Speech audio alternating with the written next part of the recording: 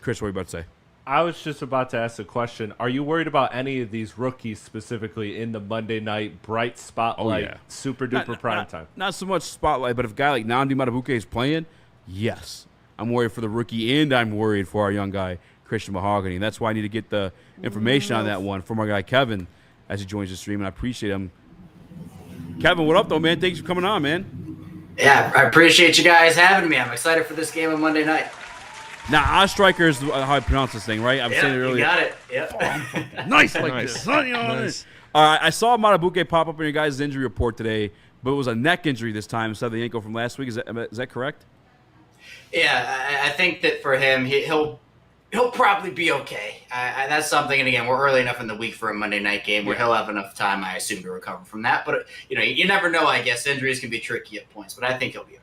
Any other names on that injury report that concern you? I saw Nate Wiggins as well. Yeah, Wiggins is an interesting one. John Harbaugh hopes that he'll be ready to practice tomorrow, but of course we'll see. I know Kyle Van Noy, who obviously Detroit Lions fans are very familiar with from his time there, he probably will not play in this game. The reports have been that he'll probably miss a couple of weeks here with that hamstring injury. Other than that, though, Patrick Ricard hasn't played for the Ravens this season, and of course he didn't practice on Thursday with that calf injury, so it looks like he is trending in the wrong direction. I think the one everybody's looking at right now is Isaiah Likely, who seems like he's getting close, could possibly play in this Monday night game. He was limited with his foot injury. He had surgery about 6 weeks ago, and he's a big part of their offense. So I think that if there's a swing injury guy, Likely would probably be that one. And speaking of that offense, one guy, if you could point at one running back in the NFL that doesn't really need an extra tight end or a fullback in front of them, it would probably be Derrick Henry. But against the Browns, he didn't have a great game. He didn't have that King Henry performance. Do you attribute that to more like division rival? They know the tendencies. It's always going to be tough. Obviously, Myles Garrett's one of one. Or was Derrick Henry just not looking great? I think a lot of it has to do with the Browns' defensive front. I mean, Derrick Henry, and I say this with a lot of star players, right? You can be the best quarterback in the world, the best running back in the world, but if you don't have the blocking up front, it can be a tough day for you. And I think the Ravens' offensive line in particular struggled with the physicality of that Browns defensive front, which of course does have Myles Garrett on it. So I think for the Ravens, it's going to be big for guys like their guards, Andrew Voorhees and Daniel Falele. That was a big question mark for the Ravens coming into the season, and it's been very, very mixed results there. Ronnie Stanley struggled a lot with Garrett on Sunday, and even a guy like Roger Rosengarten, who was really good for the Ravens as a rookie. This is his second season. He has had some growing pains in certain areas as well. So, of course, the Lions have talent up front as well. I know that second defensive end spot is kind of what the storyline is in Detroit right now. But that's why I'm looking at that Ravens offensive line versus the Lions defensive line is a big key matchup on Monday. Yeah, we're good. Dan Campbell told us we're good with Al-Qunaim Muhammad. We didn't need Zadarius Smith. We're good. Yeah, pissed off Zadarius right out of town. The reason why I asked you on, Kevin, one, by the way, if you guys aren't following Kevin, you got to do it. He obviously covers the Ravens, but he covers the NFL as well, too. Your tweets are A1. Your tweet game Thank you. I appreciate that. But I want to have you on because a lot of Lions fans that are capable of critical thinking, we have the Slappies too, but they got some insecurities heading into this matchup. Is it the same way for the Ravens, or when you started like your win-loss when you start the season where the Lions won, you're like, win? I don't think it was necessarily like a clear, hey, they're definitely going to win this game. I mean, I think that both Ravens and Lions fans can probably agree here that the Ravens are a lot better than the Bears and the Lions are a lot better than the Browns. So this is going to be a much more anticipated and honestly a tougher matchup for both teams. I mean, this has been a swing game for a while forming on the Ravens schedule. There have been instances where, I think right when the schedule came out, it might have been Ravens loss, and then as the roster kind of shaped up and they kind of rounded it out, I felt confident enough in their roster to maybe give them and have them squeak out a win here.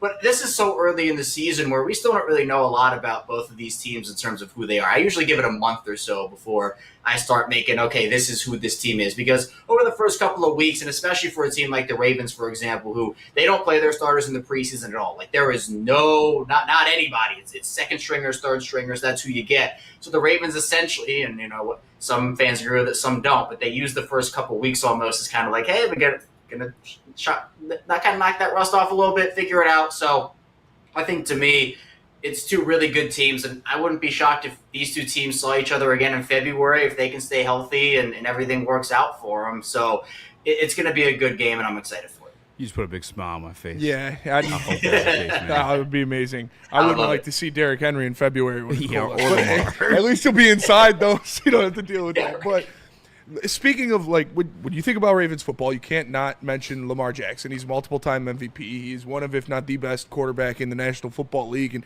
I think the craziest thing about Lamar, not only proving everybody wrong and showing that he is one of the best pocket passers in the league like he did last year, but his record against NFC opponents. Like, does he only have like 1 or 2 losses against the NFC in his career? Is this something that you guys like bring up to him and he's just like, yeah, I just like seeing the conference, or is it just it makes no sense? Yeah, two losses for Lamar Jackson in his career as a starter to the NFC, which is just absolutely unbelievable. But, I think for these NFC teams, it can be difficult because, if you're a team like the Steelers, who Lamar in his career has had the most trouble against, you're seeing him twice a year. You've seen him enough, and not that, they still have problems stopping him. But if you're an NFC team, you don't get to see him as often. And so when you study film on Lamar, it's like, oh, yeah, he looks fast on the film. Yeah, that's a guy we're going to have trouble stopping. But then when you get out there on the field, it's like, wait, this is so much faster than I thought he actually was. And it's just kind of like that shock. So, it's a stat that everybody talks about. And, Lamar's first NFC loss came at the hands of Daniel Jones and the Giants, which was just wild. And then he lost to Philly last season, so I guess you're going to lose to anybody, lose to the Super Bowl champs. But, in my opinion, NFC teams do, like, it's a storyline, and it's crazy to think that, over the course of his career, he's had that much success against the other conference. But, that his prime time ability to step up in those moments. John Harbaugh loves the prime time games too. So those are all things to keep an eye on from a Baltimore perspective. Now, I kind of spoke about those insecurities. You mentioned the offensive line. What are the places you can see cracks or weaknesses in this Baltimore Ravens team as quite the stacked roster? Like, where can the Detroit Lions exploit this?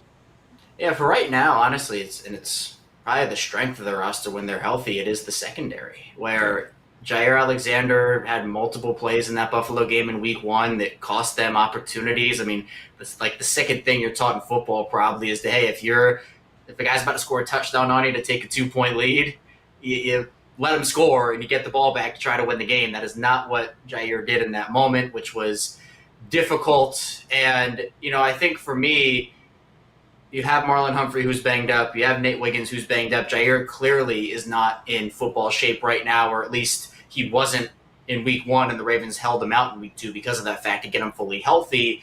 So what was considered the strength of the roster with the cornerback position, if it's worst case scenario, and hopefully for Baltimore it's not, but you might be looking at Chidobe Awuzie and TJ Tampa as your top 2 corners who ideally in Baltimore's world are their 4th and 5th stringers. So that to me is one. And the secondary in general, just, they've had moments, especially in that Buffalo game, where they weren't on the same page. They also have a rookie starting next to Roquan Smith and Teddy Buchanan at that second inside linebacker spot, who admittedly played well in week number 2 for the Ravens, but it's a lot of rookie responsibility. Mike Green is probably going to have a bigger one. I actually learned yesterday that Detroit Lions fans wanted Mike Green, and that was something that is apparently a sore spot. I didn't know, so I apologize for that. Sorry, point of contention for sure. Yeah, I feel like for the pass rush, we've seen some of that inconsistency. And again, like, the Lions are a better team than the Browns are. And so with Joe Flacco, he's back there. He's 40 years old or whatever, however old he is, and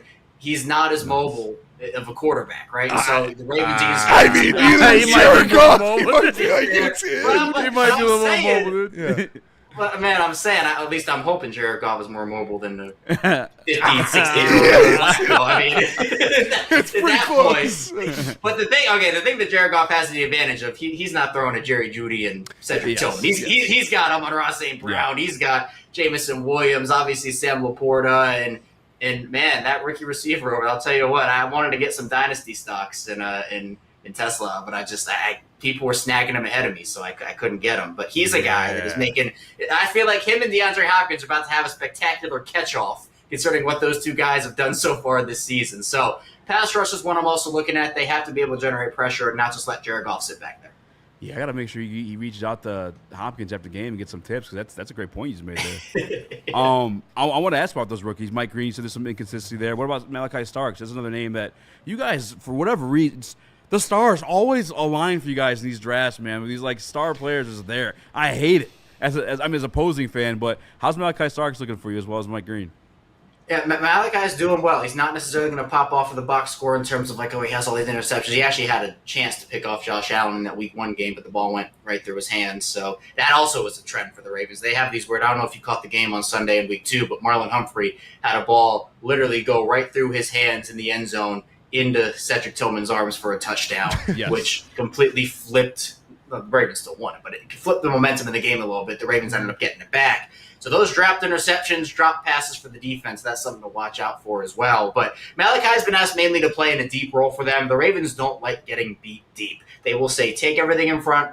You can take the short and intermediate stuff, and then we're going to tighten up right around, if you get to our 40, 35-yard line, we're going to tighten up, and you're not going to get near the end zone. And so it's either – and this is kind of a success story for every team. It's, if you can hold your opponent to a kick on every drive, a punt or a field goal, you're probably going to win the game, especially with the offenses that the Lions and the Ravens have. So I think that Malachi's played his role well. He hasn't allowed anything deep. Obviously, I think the Lions will probably try to work in some deep shots, whether to Amon-Ra or Jameson Williams or some of those guys. But the Ravens don't like that. Malachi's kind of played that deep role for them. They didn't really have that. They really haven't had a guy who can fill in that spot like that since Earl Thomas, and before that it was Ed Reed. So, they've been looking for that next guy because they want to use Kyle Hamilton up more towards the line of scrimmage. That's where his skill set is best utilized. Not that he can't play deep. We saw that last season when they had to essentially put together a skeleton crew out there in the secondary. But they are getting the job done with Malachi. And Mike Green is, he hasn't had a huge role. He certainly has the potential to be a 3-down player. I think even John Harbaugh said that he saw him grow over the course of the game on Sunday against Cleveland. So he's going to be the one that steps up for the Ravens into that full-time role, assuming Van Noy's not able to play. They really don't have anybody else that would, other than that, be David Ojabo, who really hasn't shown anything since getting picked in the second round from Baltimore after suffering that injury during his pro day. So they have a lot of questions there, but other than that, the rookie class, they have a new kicker in Tyler Loop, who is obviously replacing Justin Tucker. He has a strong leg. He's going to be somebody to watch. And, the Ravens, they needed contributions from the rookie class this season, considering, when you have all these big contracts, that's kind of how you fill out your roster. You find contributions from guys on rookie contracts, second-year guys, third-year guys, and the Ravens have gotten that so far.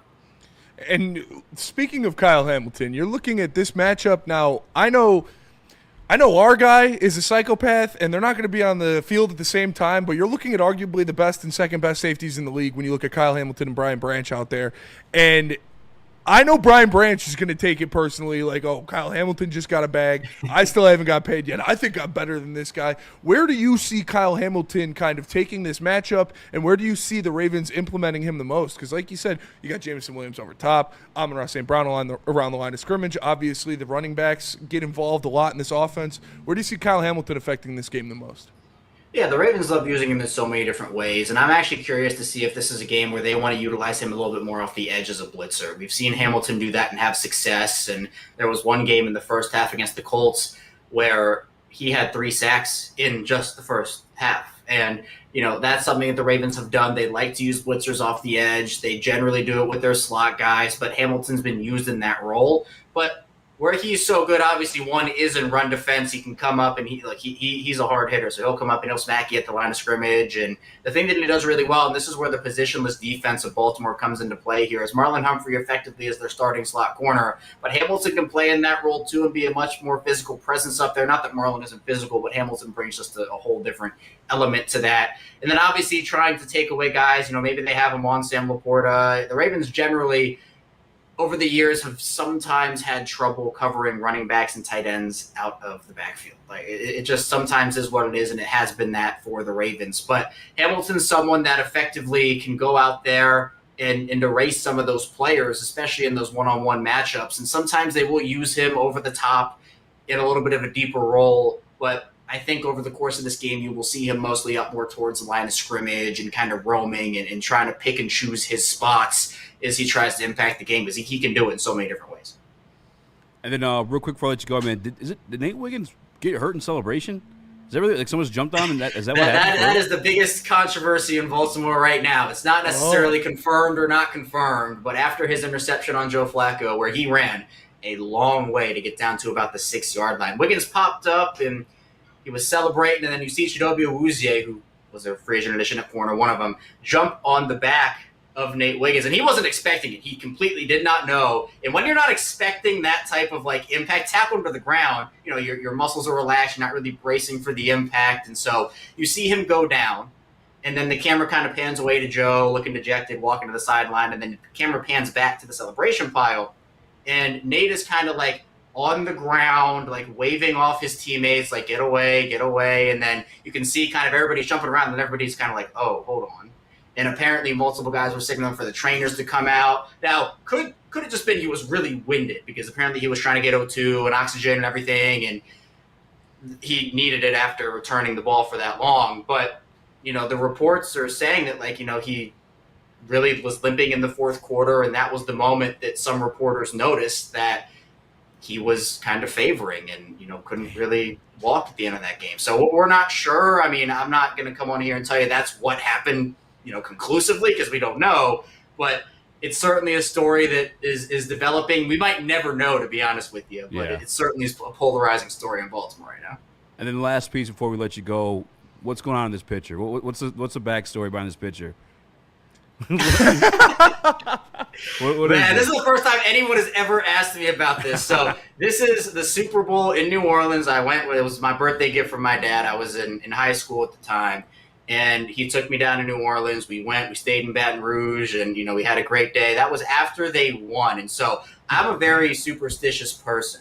And so what I would do is, you know, I come up with some way to essentially feel like I'm impacting the game, which of course I'm not doing. But, you know, I wanted to feel good about myself. So what I did is essentially I would be just like sitting in the same spot almost for like the entire game. So, you know, everybody's like standing up around me and, like, you know, you can't see it. I'm sitting in that seat in the Superdome, sitting in that seat. Like, I'm not moving. And then, you know, they're up by so much, and then the lights go out. We were actually on the side where the lights didn't go out, so you could see all the you know, it was all dark. Because you didn't move your seat. Because you didn't move the seat. I guess I was the problem, right? That was me. So then they ended up winning. I think I stood up at the very, very, very end, because luckily the people in front of me, it was kind of like seating upwards, and I'm not a tall person. I'm short, so luckily I was able to just get like a clear view. And so that was after the game.